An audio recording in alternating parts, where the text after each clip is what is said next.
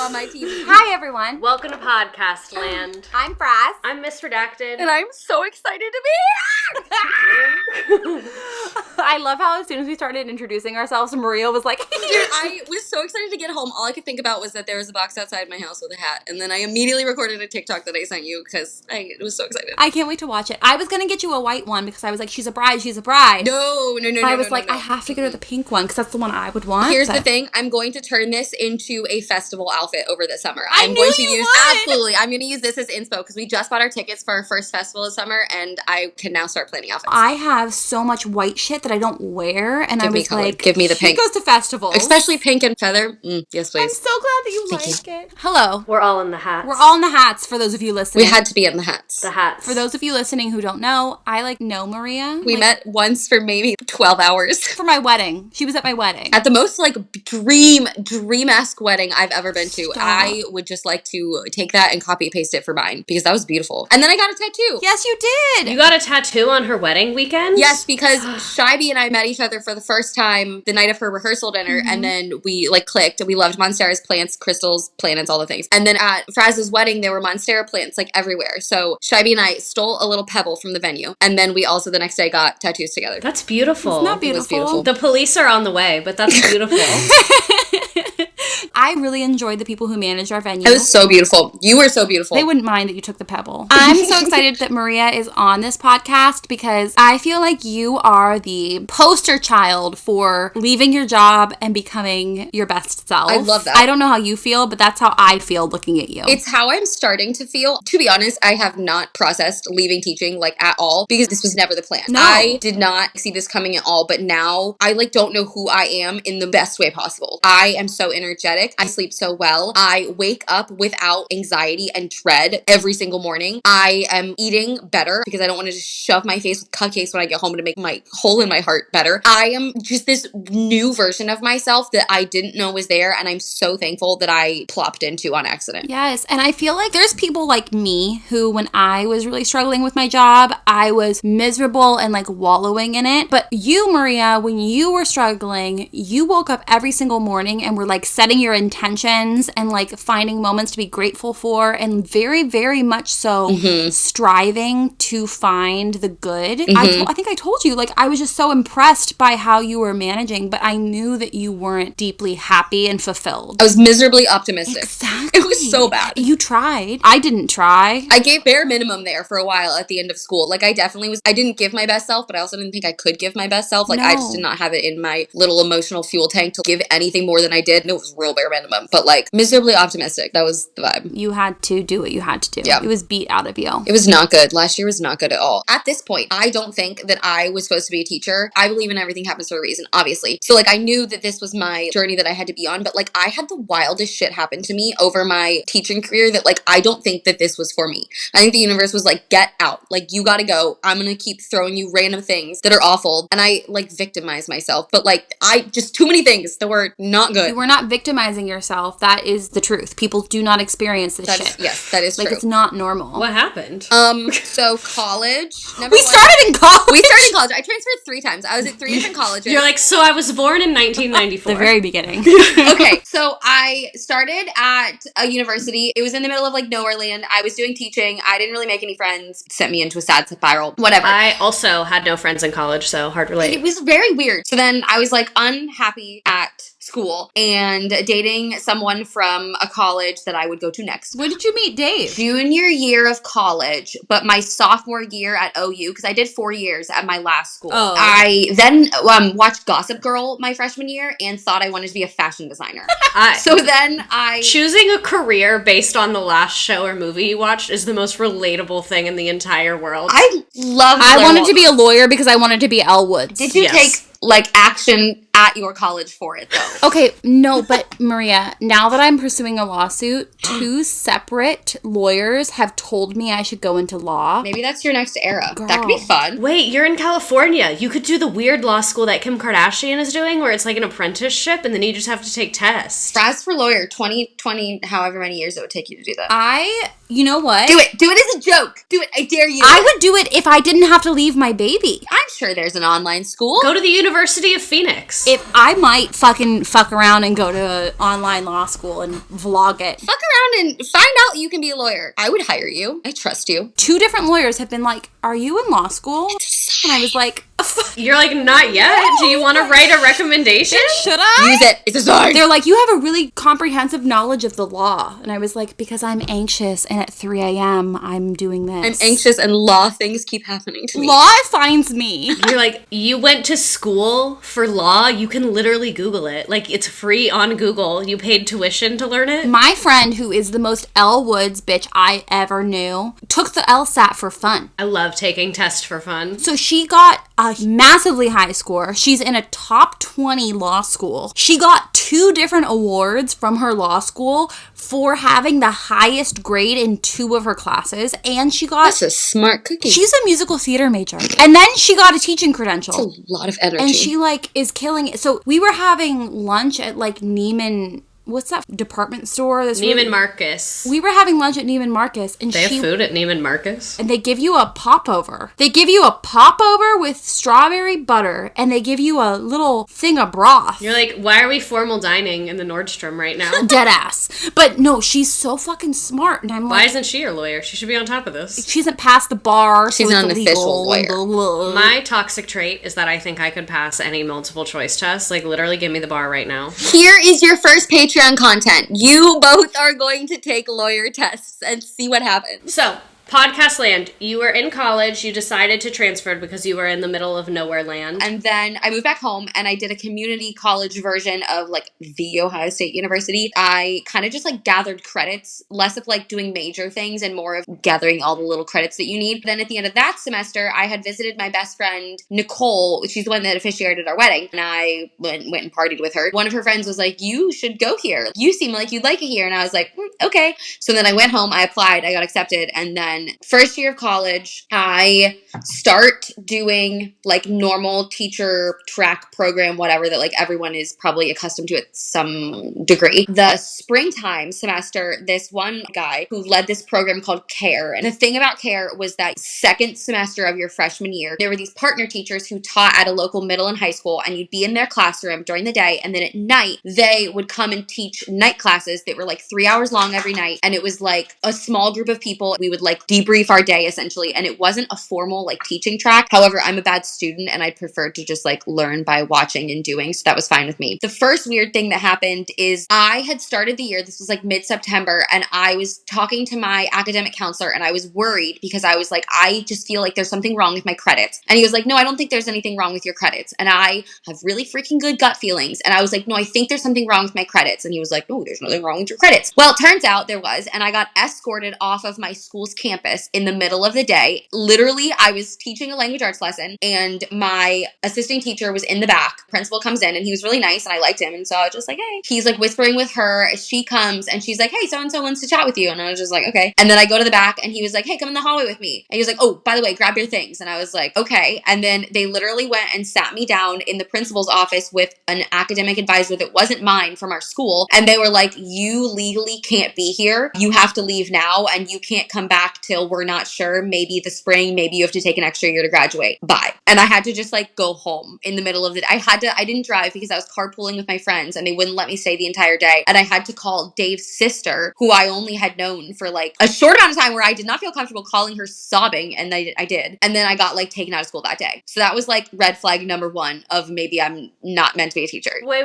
It was as terrifying as you think. What could possibly be wrong with your credits? I didn't have a social studies credit, I think. There was something that got missed. They thought it would transfer, but then it didn't. We thought it was okay this whole time, but then as I'm trying to graduate, they're like, oh, actually, like, we're running all the whatevers, and it's not working. Like, it was literally just a credit. That's insane. I also hate that this is not a unique experience. I've heard so many people say that, like, they told their advisor, this doesn't seem right, and their advisor's like, no, you have what you need, you have what you need, and then last minute, they find out it wasn't. How the fuck is college so expensive? And that can still happen. I'm so blessed. Ashley, my old academic advisor, if you're listening to this, you were that bitch girl. You always had us correct, and you would write down how you had us correct, because apparently academic advisors out here are letting you illegally teach in schools and then getting you escorted off of said schools. It was so scary, and I went and I cried to like all the people in the academic education office, and it was basically like a, sorry, we're sad for you, and but too bad, so sad. So that was like super red flag number one, senior year of college. And then I moved to California with Dave. He got a job working with an MLS soccer team, and he was like, do you want to move? And I was like, yeah, sure, I like you enough. I got a job at a Montessori. I was like, I went to a Montessori when I was a little baby kid. I'll love teaching there. And they sent me to 3 weeks of training, like 3 hours away from where we were living. These people had been in college for Montessori teaching, and then it was like an additional training, and my school was just like, this is your only training, and I didn't understand any of it. And I went back and I was like, I'm gonna try my best. Important question. Did they pay for the Airbnb and hotel? Yes, they paid for the Airbnb, which I was only in for 1 week.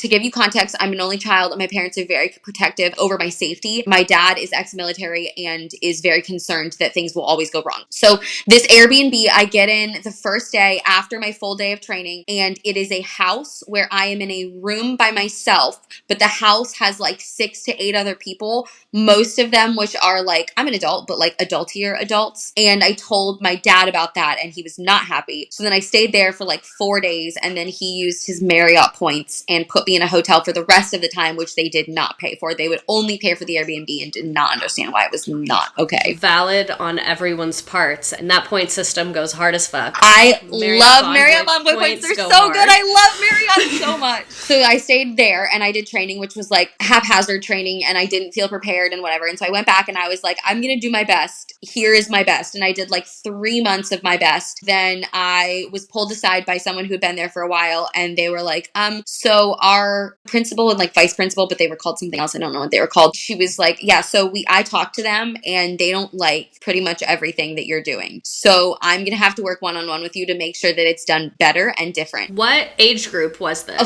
4th and 5th grade classroom. And I had like 12 kiddos. Well, Montessori is really like unregulated. Like lots of educational terms, you have to have like really specific credentialing to be like, I am a blank school. But Montessori, because like the OG Montessori, good intentions, was like, oh, I want this to be accessible to everyone. I want everyone to be able to learn it. But now you have lots of places saying they're Montessori and they're not. There was a girl, she was in 4th grade for me. She didn't know how to read, maybe reading at like a kindergarten level, very bright. I went to the teacher who had her for either 1st through 3rd or 2nd through 3rd, and the vibe was literally just like, well, that child didn't want to read, so we didn't make her. And then she came to me not reading. We had a lot of strong behaviors in the classroom in regards to like unregulated emotions, and I was the lead teacher, and I had like a co-teacher who'd been there longer than I had, but she never wanted to be a lead teacher, but she had more, or acted like she had more authority, and her behavior system was the one that we implemented, not by my choice. And it was mostly like, child who is having an unregulated emotion and needs some sort of care, love, and assistance, you must go outside until you're calm. And then the child was just sent outside until they were calm, and then they'd calm down, and then they'd come back in, and then they'd do it again because it's an unregulated child. And so that was the vibe of the school. Very probably unmonitored by things you need to prove that you're a school. Yeah, it sounds quite the chaotic smorgasbord of things going on there. So that was that school, and the younger teacher had her parents petition to have me not be their teacher for the next year because they didn't like me. There was a lot of gossip about me, and I just like stayed to myself in my room. I would go to Chipotle every day at lunch, and I'd have an hour. Chipotle is like 5 minutes away. I'd call my mom, and I would just sit on the phone and cry into my Chipotle every single day at lunch. I would cry on the way to school, and I'd cry on the way home from school as well as lunch. I was so sad. I didn't know about that. I was just so ready to be done with that year. I internalized a lot of it, and I was like, is it me? Am I the problem? Like, I'm sure that I was the problem at some point, or like that I didn't do my best, or I could have done better, or maybe I wasn't like open-minded, and I internalized a lot of it. And I was so ready to just be done with it. And I'm like, oh my God, I don't want to cry. But like, I could cry because like I ended the year and I was just like, fuck it. I don't want to think about it anymore. That happened. That's never going to happen again. No, thank you. And I literally like took it out of my brain and was like, see ya. Eject. I just don't talk about it like at all. I'm so jealous of people that can do that to their brain. It's like doing an exorcism on yourself. It's like my toxic trait. Like, it's a really bad trait that I have. I'm very good at just like, see ya. You're like, I'm a TTYL to that memory. That's a surprise. That'll come back later. It's a mouse tool that we'll use later. You just delete it from your brain and then you smell something or someone says something and then your body is like, you're actually there right now. Literally. The memory's in the room with us. Oh, Jesus. So was that the school before your last school? No. So then I left and started applying anywhere. More. There's so much more. So I worked at Francesca's boutique at the time, and I struck up a conversation one day because someone had shown me their teacher's ID. Over a chunky belt. Francesca's is so cute though. However, I did see they have a mug that is mushroom shaped. The slogan of the mug was like, sip while you rip. And the mug had like a small bowl on it so you could like smoke. What the fuck? And I was like, does Francesca's know No. that they're selling this, or do they think it's just like a cute mushroom cup? They have no idea. Whoever is in purchasing at Francesca's is one of two situations. Either one person knew that no one else would pick up on Was it. also a stoner and was like, Was like, I can get away with this. Like, they read the room and they were like, no one's gonna say anything. Or a very nice person who thinks mushrooms are very, very cute. and whimsical. Has truly no idea. And maybe everyone was just afraid to tell them. I saw that and I was like, I don't think anyone knows that this is here. But I worked at a Francesca's and this woman came in with teaching ID and she was like, oh, I work in this district. You should email this person, tell them that you know me, and then see where it goes. So I did that. I ended up getting a job at an IB middle school. International Baccalaureate. It goes like regular honors, AP, IB. IB is like if you can take an AP class and it's just the class. Like I was in like a lot of AP social studies, but I would be in like regular ed math. An IB school is like a special dignified diploma that you get that's like its own classification. So if you graduate with an IB degree, it's like a lot more impressive to colleges because all your classes were hard as shit. So I worked at an IB middle school, which I was just like, wow, you are hiring me? That's really nice of you. I don't know if I'm qualified to do this. But like that was my favorite year. I loved my students. I loved who I was that year. I loved the content that I was teaching. I loved the lessons I was doing. I loved-ish my coworkers. That's the year that like one of the teachers slammed the door in my face. And then the other teacher gossiped to our principal about me having kids in my room for lunch. So like weird things happened, but like not to the level of the other years. Those are like weird things, but they're not like earth-shattering things that would completely ruin your experience. No, my day-to-day earth was a little shattered. Like one day was shattered, but then the next day I was like, hey, remember when a teacher slammed the door in my face? That was kind of funny. Not really, but like vibes. Not funny, haha. Funny, weird. Exactly. That male teacher, he used to call kids the R word, and I literally wanted to wring his neck every time he did it. He'd be like, that kid was being like so like that day, and I was like, how are you being a teacher? Like that's so unkind. 0 stars. Yes. So then he didn't like that I had kids in my room for lunch. I came to the door to like talk to him, and he was like, meh, meh, and then he just like slammed the door in my face, and there were a couple kids standing behind me, and I turned around and I was like, did you see that? And they were like, you good? And I was like, no, but like we're just gonna go with that. What grade level was this? 8th. I loved them. They were my favorite. You are brave. I don't know what it is. Maybe I'm a teacher at like a later part in my life. I don't know. I peaked in 8th grade and I am my best self with 8th graders. I think they're such a vibe. I've had multiple people say that. Like, I feel like 8th grade teachers are uniquely passionate about the grade level of 8th grade itself. And then a lot of other people are very anti 8th grade. I'm terrified of teaching 8th grade personally. 6th grade is what scared and scarred me. I did a 6th grade summer But camp. why are you afraid of 8th grade? Is it because they're big but like not?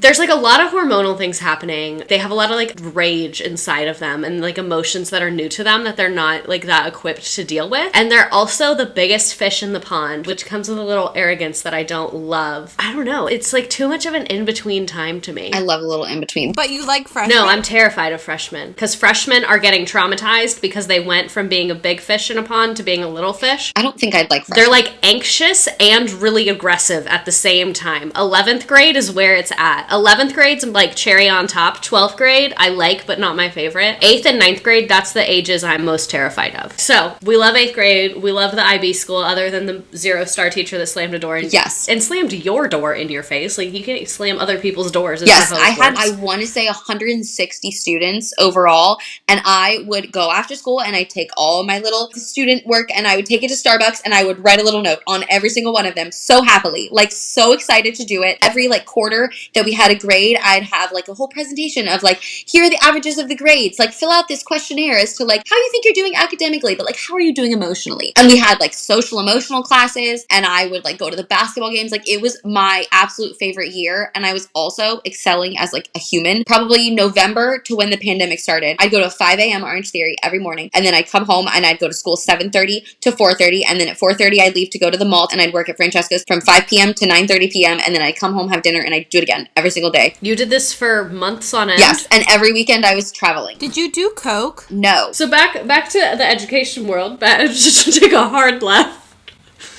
How long were you at the IB school? Just that 1 year? Yes. Okay. I was doing my crazy little 5 a.m. to 9:30 p.m. little life that I was living. I was doing that in February, and then my weekend trip that week was to Arizona to visit my uncle and aunt. When I got to Arizona, I got an email that my school had been canceled for the next week, and we were pushing spring break up. We were closing preemptively because we were the second largest district in California, so they wanted to be cautious, and they were like, we're going to close this next week because there's a virus happening. And then that was the end of that school. We closed so early compared to everyone else, and we also took such a long time to like get in a groove of what we were doing because they wanted it to look good for everyone else, and also because we were the largest district, that meant like a shit ton of Chromebooks. So I would say there was 2 months where I wasn't doing anything at home, and I was like instructed to not do anything because I told them, I was like, can I start a book club with my kids via like Googled something? And they were like, no, do not contact them because we're trying to figure it out. So then I didn't do anything for 2 months. And then by the time we logged back in, I'd say maybe I saw 50% of my students. And then that was the end of that school, which was sad because that was my favorite year, favorite students, favorite everything. And I just like felt so good that year. And then it was over. Did you go to a new school in the fall, or that was that? That June, Dave and I decided we were going to move back from California to Ohio. So then I start looking for schools, and then the only school that contacts me is the charter school that I was just at because they had openings, and like I know now that like they were desperate because they're always desperate. But I interviewed with them, and my first year at the charter school versus my second year were very, very different. My first year, the principal and the vice principal were like on it and with it, and everyone respected them and everyone knew them, and it was a very welcoming and family type of environment. The kids were online for the entire year, which was like, I don't know what they learned and I don't know what I taught, but like they were there and so was I. I loved that school my first year, and then my second year we were in person starting in the fall, and that's when like everything went kaput. So like nothing really happened my third year other than like being at home, which was kind of fun. I like got a dog and I lived downtown. Could be a vibe. It was a semi vibe. I don't like sitting still all day. And that's why we became friends. Because we can't sit still? Well, because during COVID, we couldn't sit still, so we made friends on the internet. Because I watched all your videos, and I was like, you are so funny, I love you, you're so cute, I would like to be your friend. And I was like, I want to copy everything Maria does for the rest of my life. You and I live in a perpetual state of thinking that the other is, like, the coolest person alive. Like, I love you so much, and I think you're so cool, and I just want to, like, put your skin on and be you. And then you also feel the same about me. You were the coolest person I've ever met. I love you so much. I can literally feel both of your energies wanting to hurl yourself through the computer screen right now. Like, it's palpable. We were so desperate for a community, and I think being on TikTok during the pandemic as teachers really provided that in some weird way. So you got hired at a charter school in God's favorite state, Ohio. Yes. So this is my fourth year of teaching, second year at the same school. First time going back to the same school. Love that. Really high hopes, really optimistic. August and September, Maria, that year, like she was so hype and so cute and so fun. I think we had 2 months where I was just like, yeah, school, teaching, woo, love it. And then it just went downhill from there. What was the moment that made you want to leave teaching? Because I feel like at this school, there was a lot. It was a slow build. There was never a moment that I was like, I want to leave, because a lot of my coworkers and friends at the school last year were actively talking about leaving teaching and applying to other jobs that weren't teaching. And I sat there the whole time and told myself, I was like, do not listen to them. This is not your journey. Like, you can stay on your computer and you can do your own thing, but that is their journey. Do not feed into this. Don't adopt that personality. And I was so anti-leaving teaching the entire year. Do you want to know the reason I thought about leaving? Yeah. Anna Kid. I was on vacation with her. I went into her classroom to just like visit with her kiddos, and I had a panic attack after being in the school because I was so anxiety ridden about being in a school. And she was like, do you think you should not teach anymore? And I was like, no. And then she was like, are you sure you don't need some time? And I was like, no, like I'm good. And then I thought about that for a while, and then I it became true. As your friend who saw you go through that and try so hard to try to make it work, I mean, it was really hard for me. It's the same thing for you, Redacted. Like, I feel like you are both such good teachers because you were both there for the kids. Like, Maria, you loved those kids. I love middle schoolers. The lockdown thing is something that, like, I want to breach the topic of, because that was the moment where I was like, holy shit. I didn't know that you were going to leave teaching, but I think that was a really, really bad day. Yeah.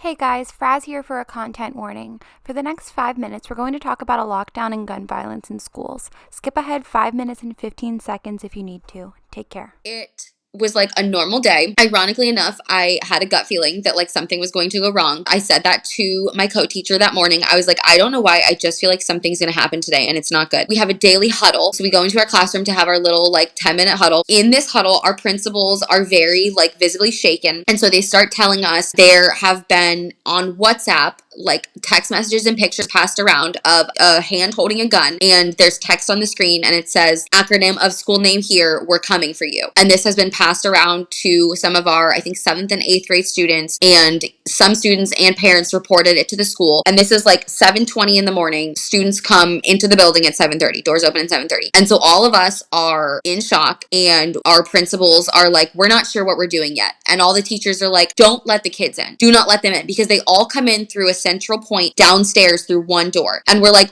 turn them away. Turn the buses away. Tell everyone to take their kids home. Like, do not let them in the school. And they're like, ooh, we're just not sure what to do. And so we get up and leave. It's like 7:25. And so we're standing outside of my classroom, and our administrative person is like, what do you think we should do? And it's very clear that our principal has like no idea what to do. She is scared, which like rightfully so. And like, I would be scared too, and I wouldn't know what to do in that situation. But also like, you're in But why did they make you come to school? They knew about this. Yeah. Normal schools shut down because of threats. And also, they knew about the threat before the door opened. The district I worked for did the same thing.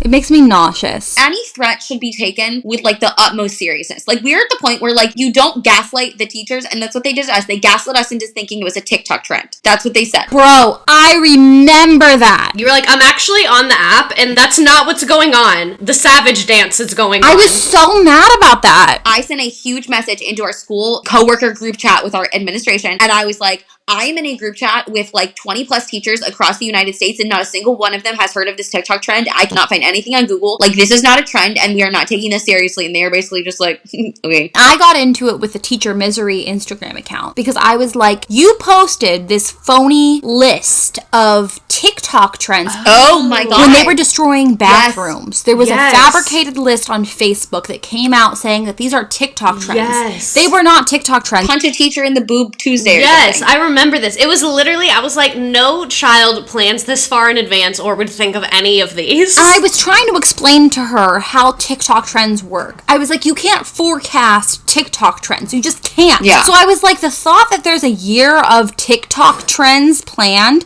a marketing agency wishes. Mark Zuckerberg is foaming at the mouth at the thought of being able to do that. That for me was really aggravating. People do not understand TikTok. Like, oh, we don't understand it, but it must be a TikTok trend. Like, shut the fuck up. It was just like a way to discount something and make it seem really trivial. Yeah. And like, even if it was a TikTok trend, those are real human children on that app who will often do trends in real life. So you're Yeah. trying to use it to make it seem like it's not real. But if anything, you're proving your own point, even though you're wrong somehow. It's very interesting. People will be like, oh, it says slap a teacher, and then in Kentucky, somebody slapped their teacher. And I'm like, yeah, because people slap teachers. Because children slap teachers sometimes. Like, I've been slapped. I don't know about y'all. Maybe that's just kindergarten. But anyways, 7:28 emergency meeting. 7:35 students come. yeah, when I tell you that I froze in that moment so bad, that would be so unhelpful to any student in that scenario, because do I that. have some like past life I think that I have lived where I have had a gun violence like situation, because nothing in my present life this has happened. I have an insane fear around guns, Me and too. it's not just school related. It has been an anxiety that I've had for years. My dad has taken me shooting. Like, I have shot a gun, I've held a gun. Like, I'm not scared of the gun. I'm scared of being shot for no reason other than like, this is a problem. I'm scared of shooting the gun. I'm scared of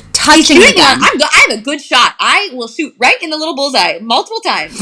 Like, I have a great shot, but I am so terrified of being shot that in this moment, I was frozen and I sunk to the ground in a ball, and my co-teacher had to be like, you have to get up right now. And I was like, fuck yeah. But you should never be in that position, ever. No. And because we were understaffed, what then happened next is we normally co-teach. We have 2 teachers per room. We are alone in one room with all of our students. We, as the teachers, had to have them put their backpacks against the wall and then tell our students, no, you can't access your backpack. No, you can't be on your phone. No, you can't do anything, but you're not allowed to tell them why. Then at some points we had parents calling because kids had gotten their phones and had texted, and our admin told us not to tell the parents what was happening. They told us to tell them that everything was fine. You can't just tell the parents everything is fine when everything is clearly not fine. If everything's fine, why can't the kids touch their backpacks? Mm-hmm. That's usually not a sign that everything's fine. Yes, it was a very scary and unpleasant day. But was that the day that you thought, I can't do this anymore? Or? No, I was just this is a day that I have now experienced this part of teaching. Wow. I can't believe that they made you check those backpacks. Yeah, the whole thing was just so unnerving, and I would just like a school where people are happy and they feel safe. And it's aesthetic and there's lots of windows and people learn and do lots of projects. That's my ideal situation for U.S. education. There's a study that they did about the windows thing that my college professor was in it because they did it between a school that had a lot of windows and was a vibe, and then a school that was designed by a prison company. And my college professor taught at the school, not a prison company, a prison building company, but whatever. My college professor taught at the prison school, and he said that the vibes were absolutely putrid there and that the study confirmed that. I believe it. Windows all the way. The school I was at before I was at a KIPP school was another charter school. There was a Silver Lake school that was opening, and they were this is the model that we'll have, and it was all green and earth tones because it was all Reggio Emilia. Lots of windows. I drove past the other day. Still under construction. Maybe it'll be open by the time that baby Jay can go. It's too far from my house. Ooh. I'm too lazy. How dare you? She could be at a school with earth tones and you just don't want to drive her there. How dare you take that away from her? I know. Look at her outfit today. It literally is perfect. I know. I'm just not in a hurry to get her into any school. I just have seen too much. That's fair. I know too much. I've seen too much. Yeah, you're too informed. I don't want her to get hurt, so... She can go to Fraz Elementary and Redacted High School. It's literally going to be fine. Perfect. Ooh, I'll cover middle school. Hell yeah. Oh my god, this is literally perfect. We are her K through 12 education. Oh my god. Baby J, yeah. Our mascot has a pink cowboy hat on. Obviously. Maria, thank you so much for joining us today. Thank you for having me. I'm so thrilled to have spoken with you. I love talking to you, and I love talking to you. Thank you for joining us. Rate us if you're in a good mood. And if you're in a bad mood, we hope you feel better. Yeah. Exit the app immediately. Leave. If you're on your way to work, we're so sorry. You could quit and be on the podcast instead. It'll be a great day. Right. Set an intention. Set an intention. I'm setting one for you. Maria taught me everything I know about and that. And if you don't have the energy to muster an intention, just pretend you're on Parks and Rec and stare off into space every time something bad happens, and it should take the sting out for at least 24 hours. We love you. Kisses. Bye-bye. Bye. Dun dun dun dun dun dun dun dun dun dun dun dun dun dun dun.